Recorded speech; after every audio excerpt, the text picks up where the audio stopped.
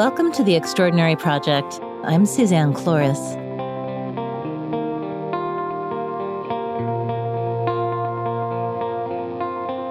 I've been wondering, about all the time I spend on alternative therapies. Are they really helping me? Am I better? How do you know you aren't tricking yourself into good health? How do you know when a therapy really works?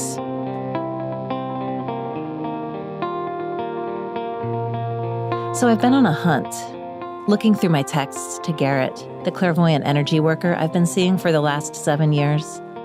I'm searching for proof of something peculiar that happens. Whenever I text him for an appointment, I feel better, before he even writes back. My anxiety settles, my fatigue lifts. I flood with this feeling of safety and love and well-being. It's a strange thing. Why does simply sending him a text make me feel better? So I scan our 7-year thread. My requests are friendly but urgent. Usually something like, "Hi, Garrett. I feel like I'm falling into a hole. Do you have a time slot available this week?" A few hours pass, and then something makes the clouds part in my mind.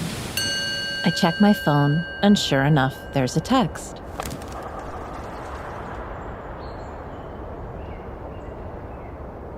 Is this just a wild coincidence? Or is some kind of energy transfer happening across the airwaves? Oh yeah, I do hear you. Okay. Excellent. Yeah. Let's start again. You can tell me your name. Is it distracting if I wear these? No. That's Garrett. We sat together for an interview a while back. About a year ago. I was trying to get some clarity on our bizarre rapport, because this kind of connection has never happened with another therapist before. In fact, other therapy appointments only inspired dread. I'm trying to figure out if I should break that down a little bit. Live dangerously. Yeah.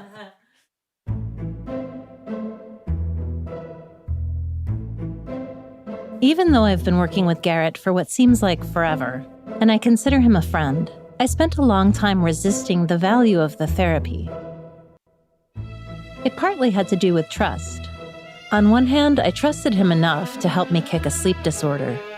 I also trusted him enough to help me help my dog manage her pain in the last months of her life. But years ago, I had been through the ringer with another, more traditional therapist. Someone I realized was taking advantage of her power. Let's talk about why you feel that way. Everything you're saying sounds like the words of a depressed person. And that's the kind of thing you only want to happen once. So although most of me felt great while working with Garrett, and even for days after, a teeny tiny part of me wondered, why? I don't have any particular agenda. I have no need to prove what I do to me, and I don't care about proving it to anyone else. If you need proof, I'm the wrong guy. He has such a great laugh. I almost wonder if that's part of his technique. I like to say that amusement is the first vibration at which real change is possible. So a lot of what I do is tell bad jokes. I've been doing this now 40 years professionally. And when I first started this, I came from the hard sciences, and I was convinced that the important part about clairvoyant reading was the reading, was telling people information that they didn't already have. About 20 years ago, I discovered listening. In our interview, I was trying to get him to explain the mechanics of clairvoyant reading, thinking it would shed some light. But as is the case with many therapists, over-explaining their process isn't really a priority. It sounds a lot like Garrett is saying that because he listens, I feel relief. Like he opens a window and I breathe the fresh air that comes in.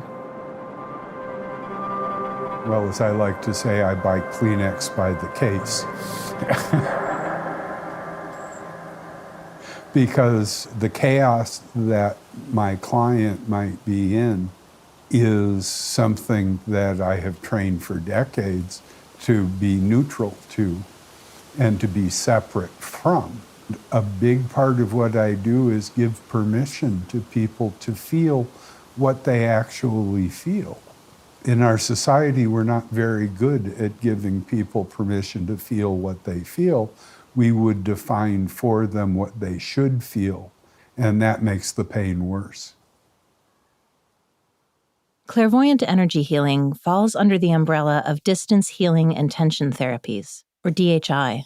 Along with Reiki and intercessory prayer, these types of therapies assume the existence of a human biofield. That an experienced healer can influence the biofield and help the client release stuck energy and help bring them back into harmony with their own unique vibration. My question is not about whether this method works for me. It clearly does. What I'm asking, I guess, is why. Most psychotherapists tend to match the energy of the client, so the client gets reinforced where they are. I set an energy at a higher vibration, and in essence, I invite them to match me and move to a different vibration. There are very few places my clients have gone that I have not gone. What I'm doing is offering to you permission. Come on in, the water's great. The way a session with Garrett works is I text him for an appointment and we make a plan. Then when the time comes, I call him. We chit-chat a bit, sometimes about food or places we've visited, and then I lay out what's been going on. He listens, and then he says, "All right, let me take a moment and adjust for trance." And then he starts. I'm just sitting in my room, usually, on the couch, a few pillows and blankets around, a glass of water. Sometimes I feel lightheaded, sometimes I feel energized. The whole time, we have a dialogue going, and I can tell him how I feel as he's working, and then he'll tell me what he's doing. I tend to read energy in the form of pictures. Pictures are kind of like an individual cell in a movie reel. And we create tens of thousands of pictures every day. If that picture gets charged with emotion or judgment or competition, something like that, the picture becomes stuck. A big part of what I do is look at people's pictures and tell them about where they're stuck. Other clairvoyants look at their energy in color. I know clairvoyants coming from the same kind of training who read primarily symbols. So there isn't a right way. There are a whole bunch of different ways. Traditional Western medicine does not yet recognize a biofield. For this reason, most would say the situation with Garrett is a psychosomatic coincidence. So is that all it is? Is my experience of well-being after I text him and talk to him just a coincidence? And what would it mean if it was? I decided to go to an expert. My name is Bernie Beitman. I'm a psychiatrist. I probably have put in 10,000 hours on studying coincidences. Bernie Beitman is a visiting professor in the Department of Psychiatry and Neurobehavioral Sciences at the University of Virginia, where he researches and writes about the many categories of coincidence. My theory begins with the fact that they happen. He's known for his book, Connecting with Coincidence, his blog at Psychology Today, and something he calls the Weird Coincidence Study, where he assessed and categorized over 700 coincidences. Many people come to like a single coincidence and start theorizing right away, which is kind of fun to do. What they tend to do is use the outstanding coincidences as a way to confirm a cherished belief. And the two most favorite cherished beliefs these days are the world is random the world is statistical. There's no meaning out there. And the other one is that fate, God, the universe has made this coincidence happen.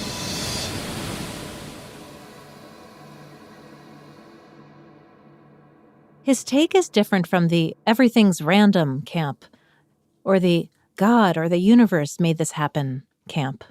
Bernie's view on coincidence is more practical. He has found, more often than not, that the people involved in the coincidence are participating in some remote, invisible way. So I'm trying to encourage people to think in terms of continua, possible lines and causes in between the two extremes. There's us, there's me, there's you. We have something to do with it ourselves. We are responsible for making them happen to some varying degrees. So a lot of coincidences are mysterious. It's hard to figure out what they mean. And it's part of the fun of them is see if I can come up with something that is more reasonable than the explanation like it was God's plan. Bernie uses a phrase I've never heard before, the psychosphere, to describe the idea that our minds are in communication all the time. There's a lot of consciousness around us that is influencing us and which we are influencing. Just like we share oxygen and carbon dioxide with the trees and people around here, we share ideas, we share feelings. And with everything that's around us, we're connected to people. So I'm trying to develop a geography or a cartography, a map for how this psychosphere operates. When I think about Bernie's concept of continua, what kind of coincidence Garrett and I might be creating together, I almost can't believe it. On the other hand, it kind of makes sense. Maybe the intimacy we built over those years of sessions became a force of its own, an invisible bond, a fusion that goes beyond just coincidence.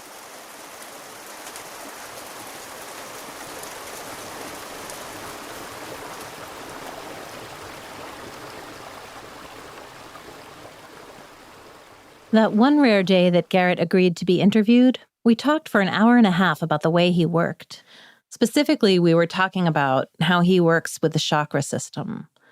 And I'm just listening. And then this weird thing happened. We focus on the sixth chakra. Yes, someone's at the door. But I don't answer the door on Sundays. It's very strange. Once again, not really. When you start working with energy and talking about energy, you begin attracting energy. Right. And people call, people knock on your door. Yeah. I don't know. I'm not going to open the door. Yeah. Right now. No, we're busy. We're busy. Okay. They're bound and determined. I am deeply curious. Hi, I'm so sorry. I'm in the middle of something right now. I can't talk. Would there be a better time we could come by? You can come anytime during the week. Thank you. You have a good day. Who was that? The Jesus Christ people. What I meant to say was 2 young Mormons from the Church of Jesus Christ of Latter-day Saints. I am not surprised.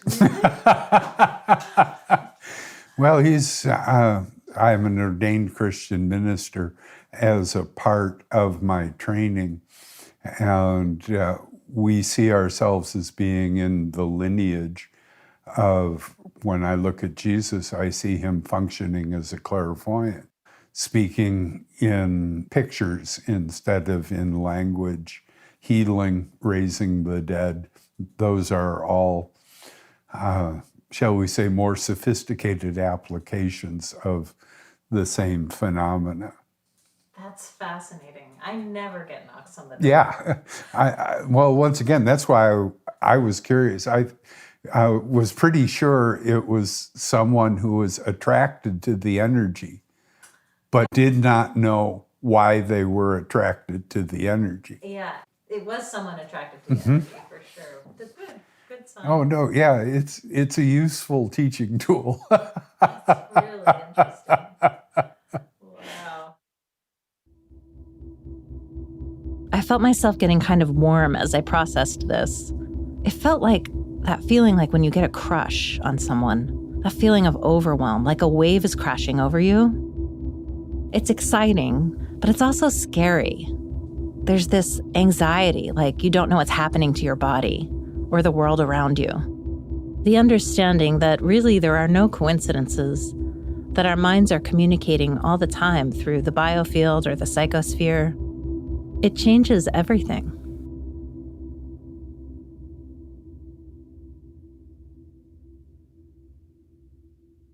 I can take you for a ride. Would you like to see inside? Will you open up your eyes? I can take you for a ride. Last summer, I was working with Garrett a lot. He had been helping me for the last several months with my anxiety about COVID. I was worried about my parents, who are healthy, but they're getting older. And he kept encouraging me to go see them. He's not really the type of guy to give advice or predictions, but it was strange. He kept saying things like, "It's best if you go see your parents now. Things won't be the same later in the year." It's hard not to freak out when a clairvoyant seer tells you something like this.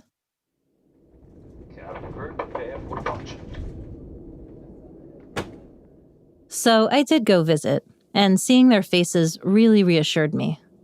I felt like I could make it through the fall and through the holidays, knowing that they were safe and fine, and that if we continued to be lucky, nothing would happen to them. The relief was totally worth the trip, and I was grateful to Garrett for suggesting it.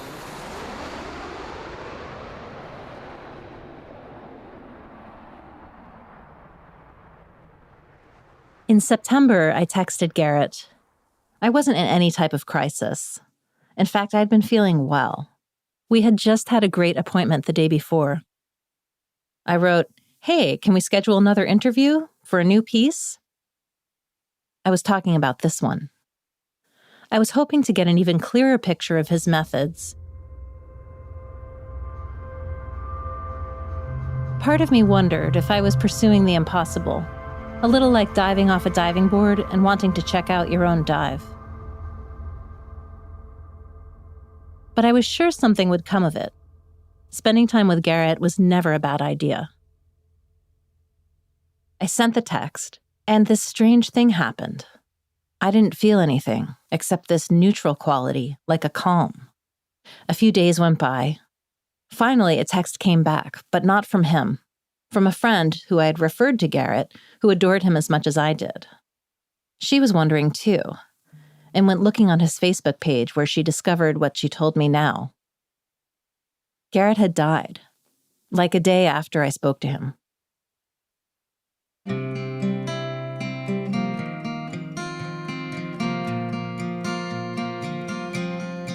Since when do you start watching all the birds that fly around? Where on earth did you get that time, all that time to sit around? 'Cause if I were just that patient, I'm sure I would lose my mind, making time for simple leisure in the past where I spend mine. Oh. Since he's been gone, I've thought about him a lot, the type of work that he did and the clarity I always felt after a session with him. I do wonder a little if he knew he wouldn't be around towards the end of the year, if he used my attachment to my parents in order to help me prepare for a big change that he knew was coming. I can take you for a ride.